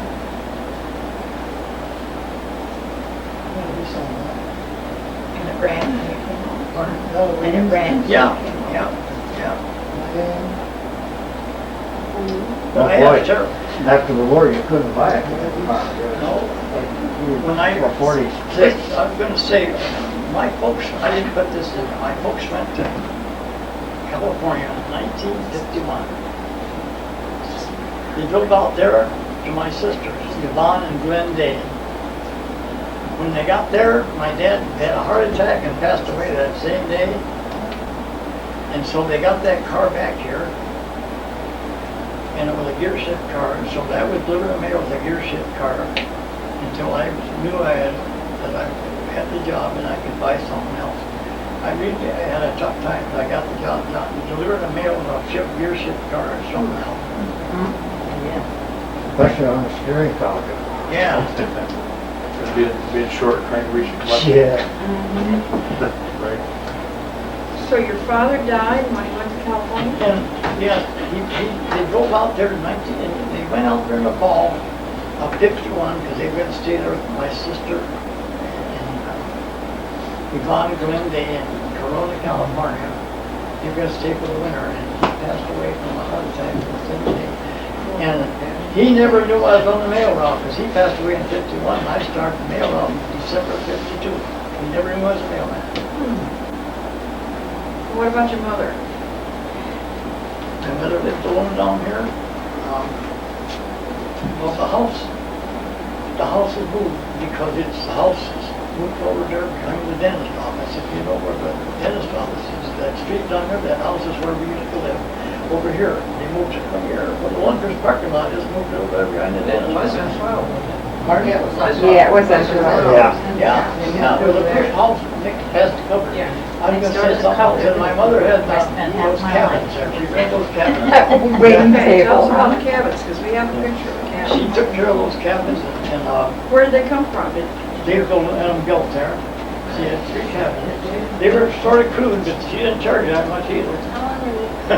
She had cement floor in there. Are there laundry room? But she kept cleaning. You know when the cabins were built? No, I don't. Then David, our son, rode up here from home, all along the Alabama Road, and done the mowing for him. I'll tell him about that. Long time. Well, Well, I get up in the morning when he was gonna go to work with the bike in the trunk, the car. He'd bring me up here. I mow grass, probably from 6 o'clock in the morning to maybe noon or something. Well, or maybe 1 o'clock, I don't know. But mowed that whole thing, all around the cabins, around the house, behind the house, the ditch, and everything. And I get quite a bit. Then Grandma have dinner, go eat dinner with her, half hour, 45 minutes or so. And then go out, finish the job, and ride home On the bike. on the bike. Mary Horst. The only bad thing I remember about the mail route though, is I'd ride the back, I'd go up here to get a haircut. I'd ride in the back of the car, and all that stopping and starting, I was sick by the time I got here. That was terrible. Oh, geez. Never thought of that. Yeah, oh, yeah.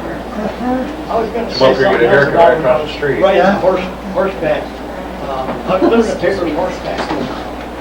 And when it was a wet snow, the horseman balls would be snow balls on his feet. So he'd stumble around till he got them broken off. It was a mess. And one time it was getting dark and I went behind the house on the horse and I got caught on a clothesline under my neck and it took me right off backwards. And I thought, "Dear Christmas," but I survived. Then something else did. The horse was catching the rope around your neck. But anyway, I got out of it. I didn't get hurt bad. I got up. He wasn't very old. Well, I was He only came to 12. Edwardsburg for I the- came to Edwardsburg when I was 13. I did all this horseback stuff. And he was over there riding a horse, delivering papers. Somewhere we have a picture of you as a patrol, as a school patrol, I think. There's a picture of you somewhere around here in a little uniform with some other boys. Were you safety patrol or something? Well, I was in the Boy Scouts. I don't remember about that. Doc Boots was a Scout leader. Were you a cheerleader?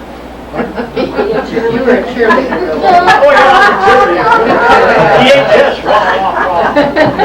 Really, you told me that. I didn't play sport. I heard that. I could fish with a hunter. I like to go, in fact, I quit squirrel hunting and ice fishing about 3 years ago. But I didn't do sports, I just, You said you were too small to play. I never even tried. I was busy working in the store. But then you became a cheerleader for basketball? Yeah. Basketball. Then another thing I might add, I might mention this, on the class of 1932, there were 19 of us, and we were all on the stage in the gym down there, the old original school that we were all in that state in 19 for graduation. And then also, I had an extra time, and I took an extra class, which I had time for, and I took animal husbandry. And Marvin Blanchard was the teacher, and he went to Lansing several times for some events of farming. And we had some ground across the street from the floor. I don't know whose it was then, but we had the ground worked up, and they said we could plant over there, so we planted some corn. And the gophers come along and dug the corn right out. Right on the road, dug it up. Yeah. Then I remember, there was some of the teachers here was, Harry Olson was one of the bus drivers. He was the boss.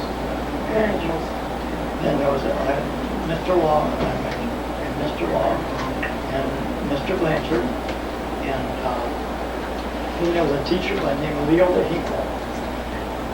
She told just a little What was her name? You told me about She her. drove a little whippet, just a little car, and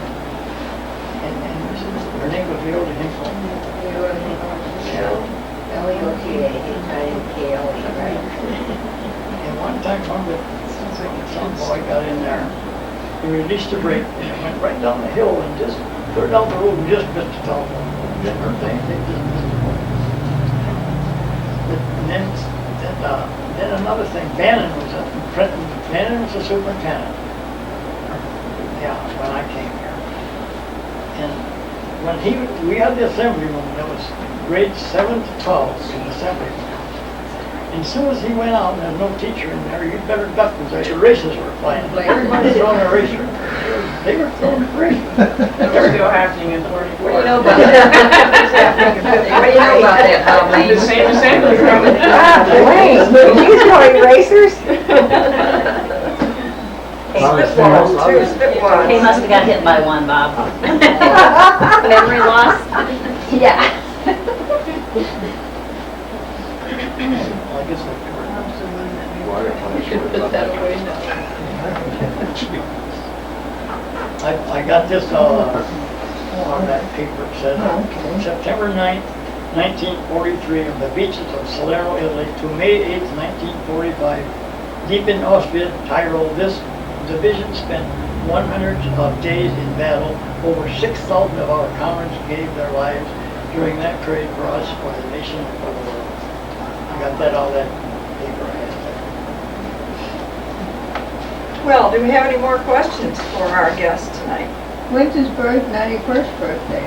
Pardon? When's your 91st birthday? Next year? November? November. Now I gotta go get a driver's license. Oh, no. Never had one before. Well, I'm gonna tell you something else. When we drove the bus, we never had driver training. Oh, no. I learned to drive a Model T. Yeah, You probably did. Remember? yeah. I know for the In the rest of you, field. there's 3 pedals on the floor. The first one is low speed band, and the next one is reverse, and the next one is the brake. The low, you push the low till you got it rolling fast enough, and then you could let it out and it would be in high. Yeah, jerk. Yeah, a jerk if you didn't go fast enough. And the middle pedal was the reverse. There was a Standard Oil man here by the name of Rose. At one time, down here, we had tanks were on the highway, and he had a son by the name of Kenny Rose. And he had a Model T Ford. And I went to Decatur with him one time, and his low speed band was out, his low speed band. So I said, how are you going to go? So we went to Decatur, and he came back to that hill, Decatur Hill. He backed up that hill. Get to the top. His reverse his low speed band was out. He had but you know, traffic wasn't. Yeah. Good those days. It was a dirt road, too. Yeah. I thought, boy, I've seen everything. Well, you back up to Gator Hill all the way to Wasn't doing a very good job. So I stopped for more. I didn't want to walk more. So I lifted up, I figured that thing was going around much, I couldn't drive. When we were driving to school bus, and So I took off. we had depression. Decided which, you know, what Dale I Claire was and gonna I- do, so. There'd be I three of us, sharpened- and we sharpened get it. three dogs, Nice and he and had a real relative out put by it back my on. house. Really And fun we to go do it. rabbit hunting out there. Started it out. There was rabbits then. Full board. We had three dogs. Shake We had a lot of fun. it. Rabbits, we go out there, And we oh, come back in the afternoon, pretty ride soon, the bus. here come Harry. We did quite a bit of that. And he told me what I did, I got that damn thing out of balance. So he shut off. And you mean in He was between? down there and he was going down a car. You drove the bus in the morning Yeah. and then you Gone were about 10 having minutes, come back. before you came back in the Yeah. afternoon. Took it under balance. Yeah, But the fellow like out there ours, named you know. Dibble, they had a farm out there, this side of Niles someplace, named Dibble. Take a break. I always had a feeling on Go at tasting How greens. did you drive? Get the Because, biggest ice cream cone I were had. you I want a picture way of over that. on the right-hand side of Went the like car? this, Or were 25 you cents. kind of in the middle of the car? It's been about Oh, I had a- 58, I had, 59, I always had 57. a automatic shift, and later when I could do it, then I had a box right here beside of me, and I could sit in the middle and reach the pedals. Did you have both of your feet over there? No, I just used one. One. How could you reach the mailbox if you're sitting in the middle of Well, this? I could reach it. Then another problem. It took him to get all the scrapes on the inside. Then another problem we had was getting your hands wet until then they crack. Then you'd have to get some boots and gloves because your hands get wet from the mailbox and things, and pretty soon it's crack and chat. Didn't you tell me about one time your car died on you? When you were delivering mail?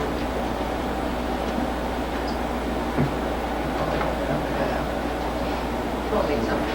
You know, we used to have a lot of icy mailboxes. We had to carry a head with it, knock the ice off, so you get them over. Then I had a stick. I bought all the carrier bags and had a handle here and a grabber on the end. It was to grab mail out of the box if you couldn't reach it. But I never wanted to use it because I didn't want anybody to see me using it, because if they see you using that, they wouldn't dig the mailbox out. Oh. Dig it out. See, they said, you got a thing to reach with, you don't have to dig it out. And when they dig it out, then they dig it out just about big enough for a wheel bar. So you're trying to get a car in there. How about the time you change oil in your car? You always change oil in your car. I think, drain all the oil out. Yeah. You used to buy the oil by the case. Yeah. You put 5 quarts in, checked it. There that was was, nothing on dipstick. That was So he poured a, another one in. when I got, So he poured another one in. when I were, About 8 quarts, he was about 8 when quarts. I found out that I You had, see a big puddle come from underneath it. that I You had, gotta put the plug in. Yeah. I think that's about the only time I heard him say something he shouldn't say.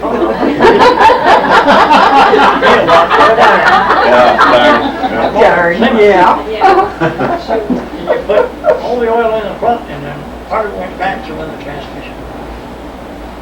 About 10 quarts. And it wasn't so satisfactory.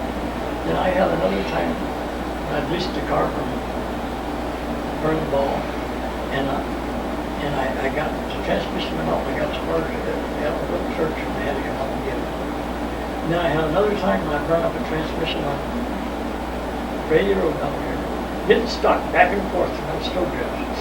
And a transmission went out in the Chevrolet. So it was something else. Tell me about the time you took David with you. You wanted to go with you, David? You wanted to go with you to Yeah. see your room? He said, he didn't like me, you start and stop, you don't go anywhere. I don't know if you remember, but I can remember when they used to pick up the mail here down at the depot, and they had a yard arm out there and a triangle. Yeah. And the guy on the train used to ride along and he'd have his arm out and he'd put it through that. When the train would go by and they'd get the mail Yeah, from get the the village. mail. The man lived How right it was down, moving? the man lived right down How the the street. train was moving? Yeah, oh, yeah. Yeah. His name was Clark. He grabbed a bag of mail off the train. Yeah. Never stopped. His name was Clark, and that's what he did. He took it down there, and those 2 things in there. He'd hang the mail sack in there, and his Yeah. arm came out the car and picked it off. Then when I later on, when we was over here, we had the Star Route man come. He brought the mail from South Bend. And he called me Lowell.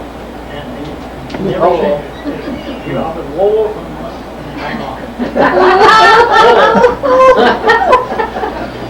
Well, in that old depot, remember Dempsey? Yeah. Dempsey used to have the telegraph in there, Yeah. and I was a little kid, I'd go in and watch him, and he'd be pecking away with that damn thing, sending a message to somebody. You forgot to mention about me shooting a TV set And at you Spring got too. the Uh-oh, Lyle. He's telling you something else I forgot. Huh?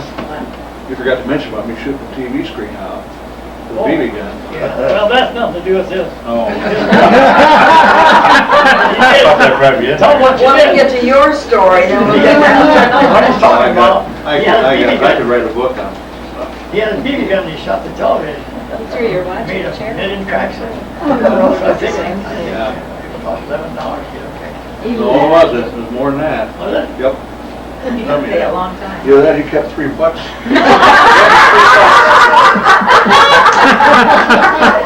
just thought it was more than that. With interest, that might be. No, it was a Saturday morning, and all the kids was over, Lone Ranger and them guys was on. Lone Ranger and them guys. Yeah. That was Yeah, Tom. I had my BB gun, and you know how a BB gun is. You roll back and forth, you hear the BBs going back and forth. Well, if you don't hear anything going back and forth, it could be empty, or there could be one more ready to go. Well, in my case, it was one more ready to go. So my buddy says, get him, he's getting away. So I went like that and shot, and boy, that BB hit that glass and didn't do anything for about a couple seconds, all of a sudden just shattered the whole thing. And Mom, a lot of times, she said, well, you wait till your dad comes home. So, pretty soon, by the end of the day, there was all, I hope you make long list of stuff.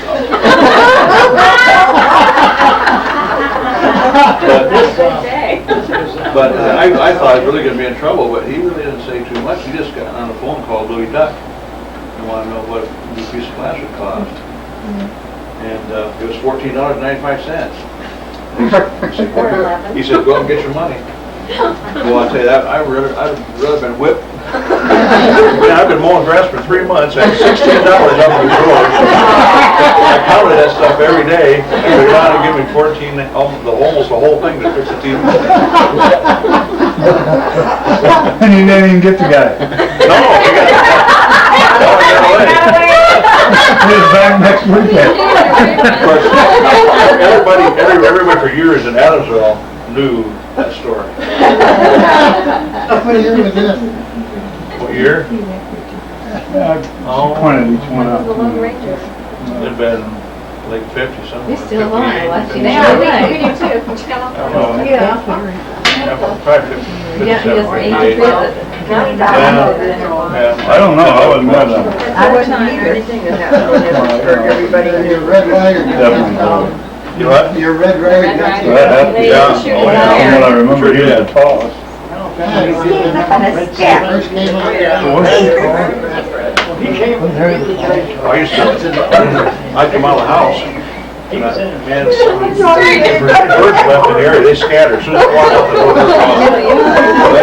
I shot everything. Hey, good. Yeah. everything we did over here. Yeah, watch him. We're getting older. And he was over there, he was, I would come in on a Saturday afternoon and the post office was closed, so I'd have to come over here to the tavern to get him, to let me in. And he used to go there on Sundays. And one day, he didn't come home. They got somebody checked out, he passed away right in the post office, and died there in the post office. His wife didn't know why he didn't come home for dinner. He was over there doing something on Sunday. Red Seaman. He had a 56 Ford. He's always telling us how great your gas mileage was. It was such a great thing, and we said, so we asked him, did you ever have to drain any houses? Too much. It's such great mileage. Anyway, he was from Tucson, and everything was Tucson.